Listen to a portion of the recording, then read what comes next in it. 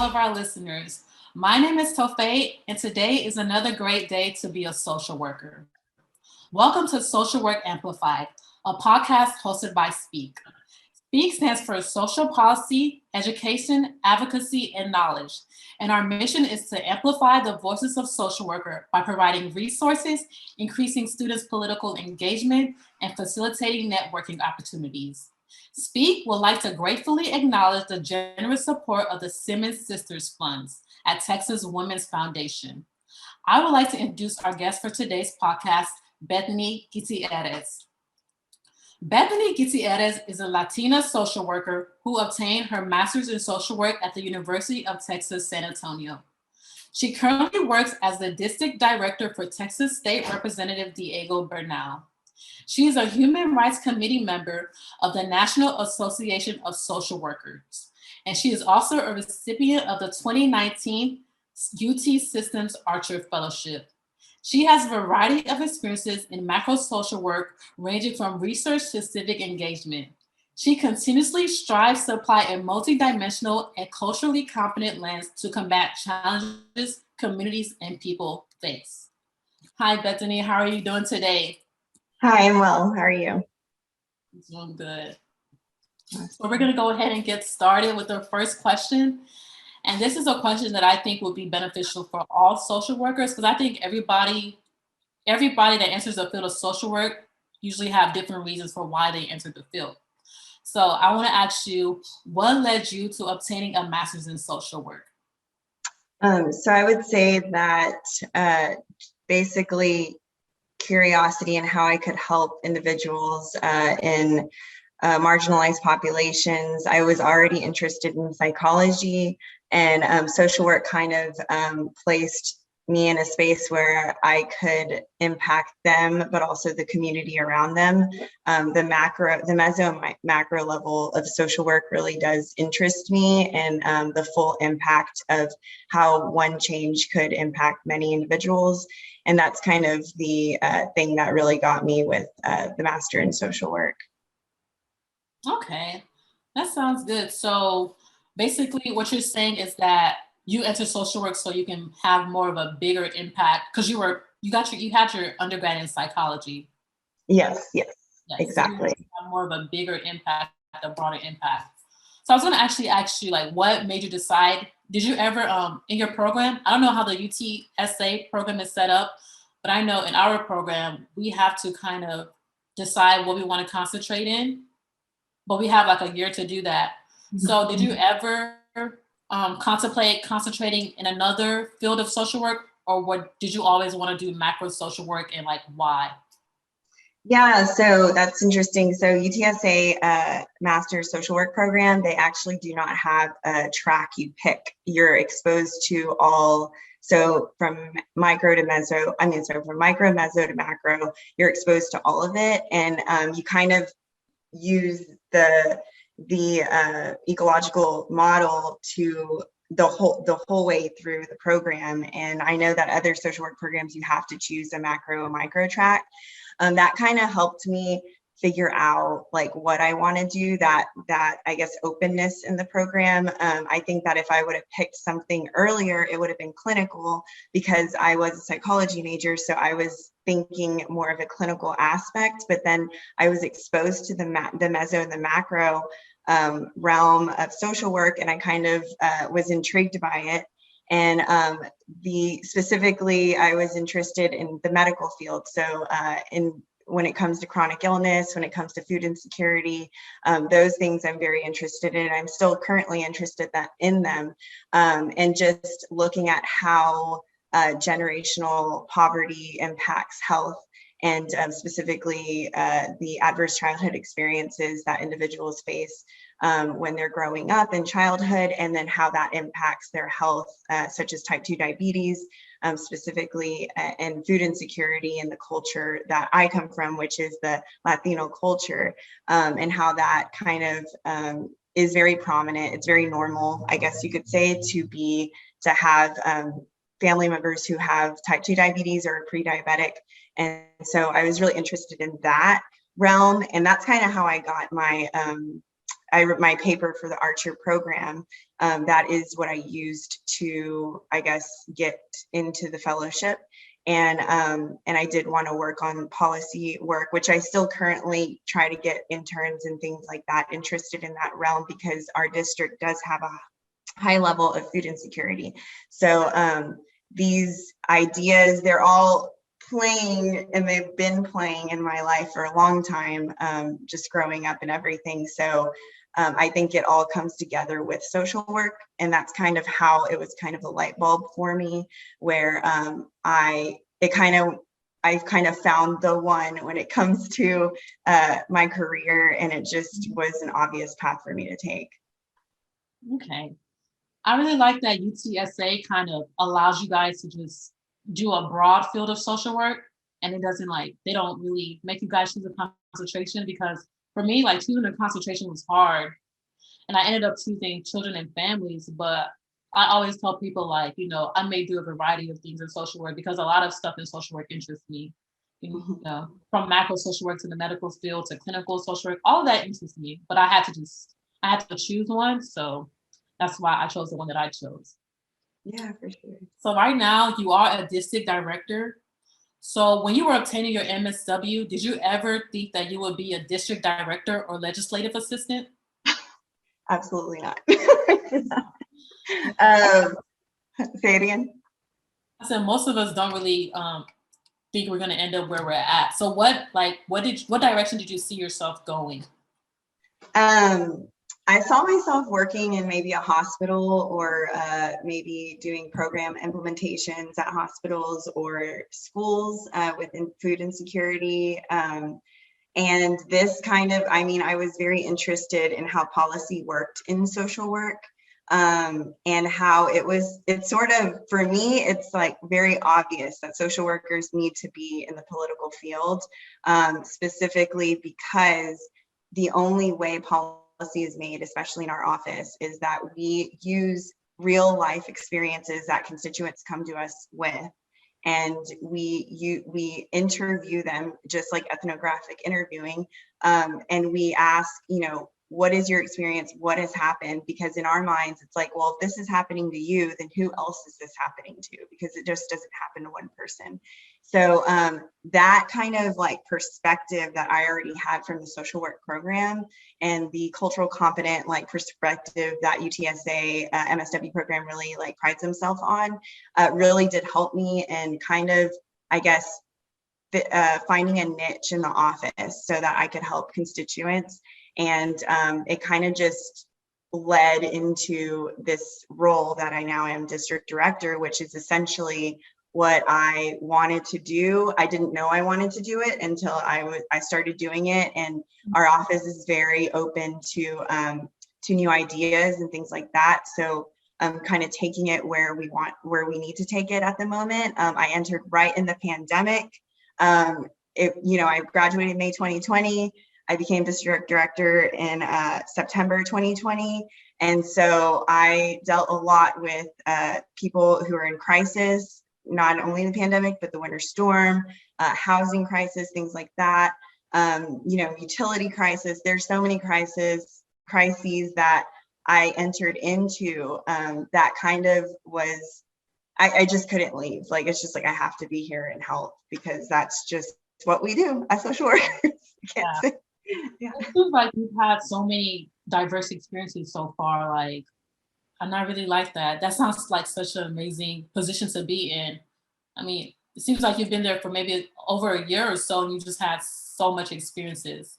So, based on everything you just said, for upcoming social work students that might be interested in a position like yours, can you provide a brief insight into what you do overall, or what a day looks like for you, your day-to-day life at work? For sure. So I am currently working from home. I actually have been working from home my whole as a district director. And I would say that working from home is very, it's nice, but it's also, it lacks the communication and, the in-person feel that you have with other individuals, with body movements, things like that, that you as a social worker would normally use to kind of help you guide the communication between the two and what that person is feeling. That's kind of like a gap that we can't really fix right now. But I would say that day to day, wake up, listen to voicemails or get the interns on board for that day. So what are they doing? Their constituent casework, what's currently going on like in the world. So if there's some sort of, news article that's saying this is happening with a certain, like a utility service, for instance, CPS recently, then that is something that I need to stay attuned to for whenever our callers come in and basically let us know, like, this is what we're having issues with.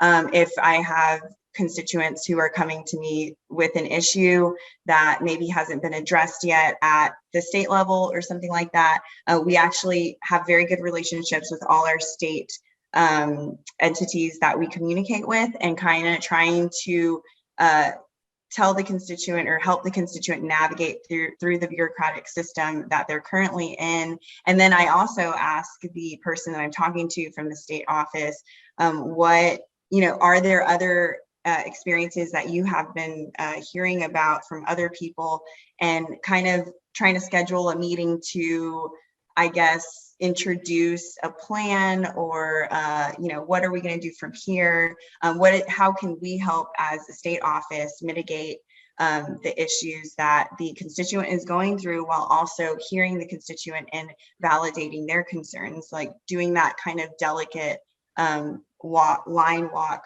between the two relationships is really important. I also do a lot of scheduling for the representative. That doesn't, it sounds like very small, I guess, but it's really important to schedule the representative, only because that way people have a way to advocate. I noticed that he motivates individuals to advocate for themselves. And so whenever we have constituents come to us, they are individuals that they do not know why they're calling or how they're calling, or they just heard they should call. And I very much empower them, and I say, I don't say empower, but I guess I motivate them to realize that they're the ones reaching out, and they're the ones advocating, and they're the ones that are doing all the work. And I'm just simply connecting them to resources. I think individuals that come to us are they're not always, confident. And so giving them that confidence back, and then spreading that, like kind of planting a seed within them, and then they tell other people, is kind of the way I notice is the best way, word of mouth, to advocate and help others advocate for themselves and for their community. And so that is another part I do. And then anytime anything comes up, like I said, in current events, we do make e-blasts. We advocate in that way too, just at an email level, always updating the representative on certain things happening in the community. My job is not a 9-to-5 job. It is a all the time job. So basically when anything happens, I have to be on it. And I am very fortunate to work for an office that is very attuned to self-care. The representative is a social worker, so he is attuned to what needs to happen at our individual level in order for us to give to our community. So it is a good balanced office in that way, because it's not always like that in the state legislature. And especially, we've been in session, we just ended our 3rd session, and technically we've been in session since January. So we've been on for a while, and then plus the pandemic. So it's definitely a more than full-time job, but it's totally rewarding and worth it, I think. Oh man, your job sounds so, what can I say? I don't want to just use the word fun. It sounds so enriching. Yeah, basically it's enriching. Oh, yeah. Because it seems like you're like a liaison between the people and the state representative. You're also like his assistant, his administrative assistant, scheduling. It just seems like you do so much. And I can't imagine how busy you guys were or how busy you were during the pandemic and during the winter storm. But like I said, I'm pretty sure you gain like so much from it. Oh yeah. So I'm just gonna, I read about the work that you were doing, and I read that you were currently working in developing policy for the Texas 87th legislative session. So what does that look like? Because, you know, we always talk about policy development, but since you're doing it, I want you to give us like a brief synopsis of what that really looks like, policy development. Okay. Yeah, so that was in my, I think that I have that in my LinkedIn, and yes, that was during my practicum. So whenever I was a student in the office, because I started as an intern in the office as a practicum student, and then I went into, you know, the staffing position. But so basically what happens is we hear a case, constituent case. If it sounds like there's something that we can find or do in regards to the Texas code, then we start researching that, and we start looking into, is this a gap in our law? Or is this something that maybe needs to be amended, which means just changed, whether it be something taken out of the code or something put into the code. That is something that we will find out. And then we also reach out to stakeholders. So if it has to do with an issue such as maybe like, okay, discrimination with the LGBTQ community in an apartment complex, then maybe there's something that we need to add to that policy so that the LGBTQ community does not get discriminated in apartment complexes across Texas. So who do we reach out to as stakeholders? It would be the Texas Apartment Association. And then other advocacy grassroots groups that maybe have a lot of research that has to do with this issue. We also reach out to the LGBTQ community, anybody that could be kind of a champion with us, and then also reach out to maybe another representative that would like to hop on board with us, or maybe a senator that would like to hop on board with us. We have a strong relationship with Senator Menendez, and they're very much, pretty much always on board with what we do, and we're pretty much always on board with what he does in his office. And so he's kind of like our partner in the Senate. And so we do all of these things. But the research takes, I would say, like, I don't know, like a year or two, because you want to, you know, make sure that this is happening more than one place. So it's kind of a focus group approach, but also just investigation, like, where is this happening? How is it happening? You know, who do we know that's happening? And then just going to at the time it was the legislative director, now he's the chief of staff, but he's brilliant in legislation, as well as our policy analyst, Emily Bourgeois. So Zach Cochran is our chief of staff, Emily Bourgeois is our policy analyst, and they are really amazing when it comes to kind of making this idea that this constituent came to us with, the research that we have looked into, and then putting it into a policy for the state of Texas. We then take that policy, they draft, and I would say Emily and Zach draft this policy and then turn it into the legislator, which council usually goes through it, looks at the litigation process, how the law, you know, impacts this, what are the implications, what are the consequences to this law that we're presenting, or this amendment that we're presenting, and then we hopefully present it in the next legislative session. Will it pass? Now that's a whole nother process, and that of course matters who rules in the House and who rules in the Senate and who's our governor. So all those things matter when it comes to passing law.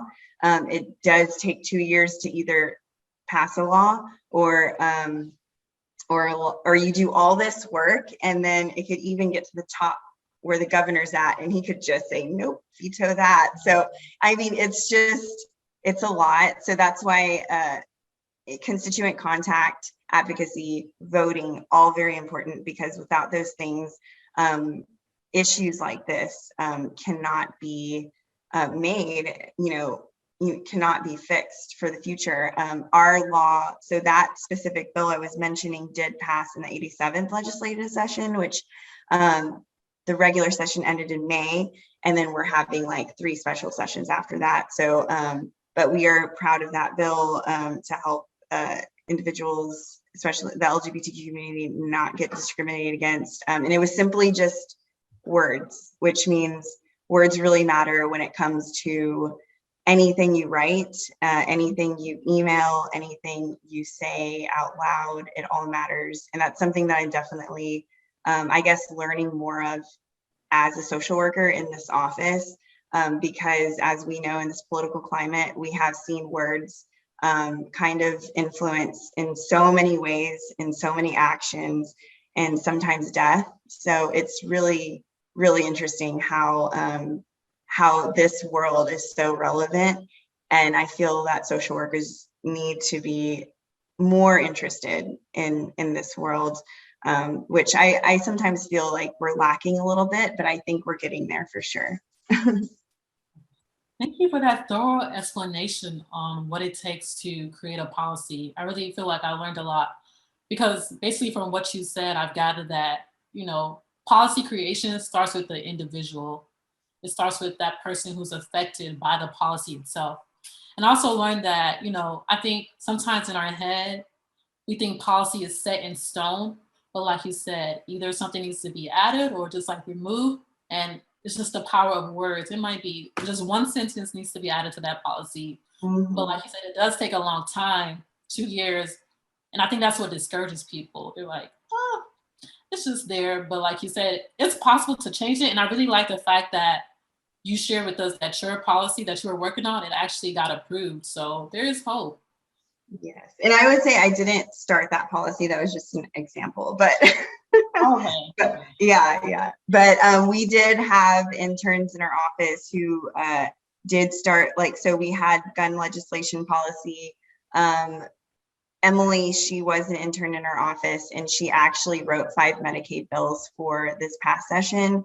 And it takes a team effort to do all of this, like to bounce like ideas off each other, or, you know, find research together. So it's not so much just one individual, especially in our office, that does the work. It's all of us together make a difference. And then that difference is kind of the result of what you see in public. Awesome. So do you work with other social workers, or is it like a multi-dimensional team of like different people from different fields? Oh, for sure. Yeah, I would say that mostly different fields. Definitely the public administration field or the public policy field. That is definitely what is prominent in the state legislature. Diego is the only representative that has been a social worker in the history of our state legislature. So that really does kind of show you like the lack of social work in our legislature. There are staff that are social workers that I even met when I was a student and I went to NASW Advocacy Day. They tell you like, these are the social workers that are working legislature, and you don't realize like how many there are, but there are quite a few. I would say there needs to be more. And the people I work with in the office that are not yet social workers are the interns. I am the only social worker in my office. And I think that it's really awesome to have those interns there, because even the representative says this, they bring a really fresh eye to the office. And he loves master social workers because or social workers in general, because of their perspective, the ecological model we use. I mean, he's been through it all. So he knows that their, I guess, eye is very important to legislation.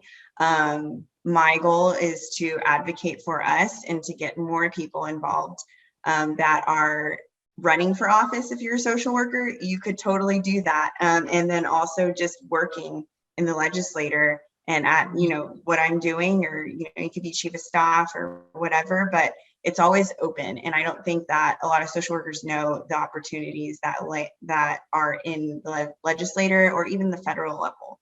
So Yeah, I can confess, I didn't know that, as a social worker, I can be a state representative. So that's really nice to know. Like, Yeah. I'm excited. I'm excited about that. I could tell my classmates that hey, you can actually be a state representative. Yes, Um, yes.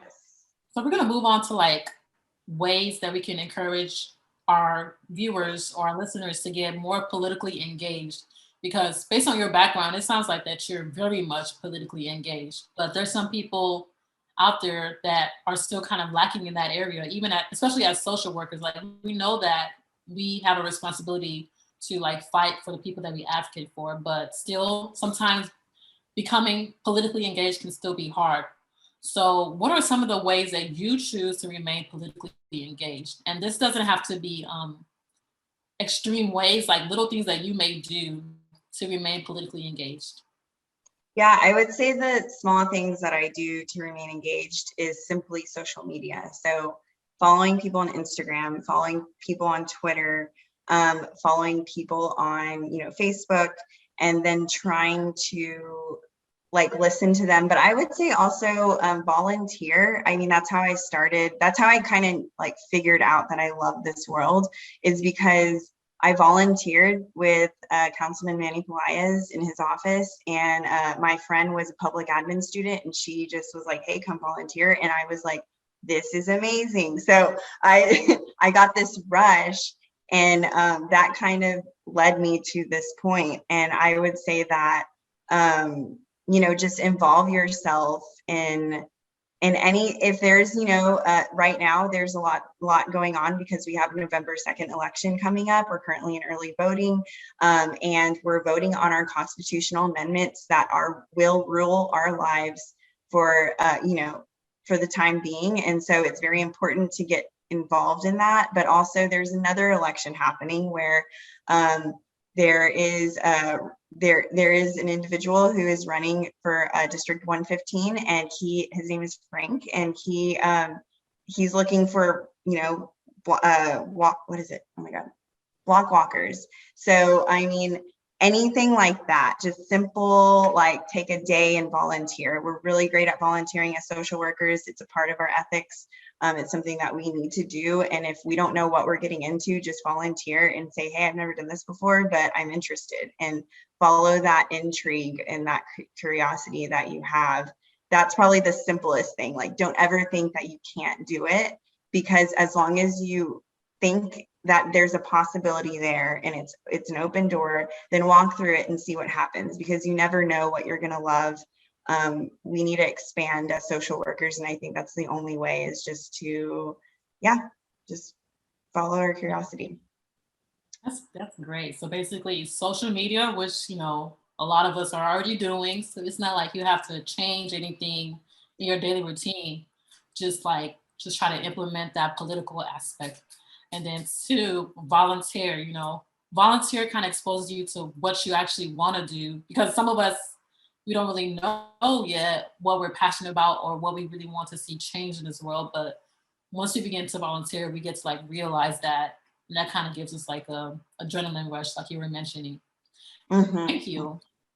So, what simple advice would you give to social work students that want to get involved in policy?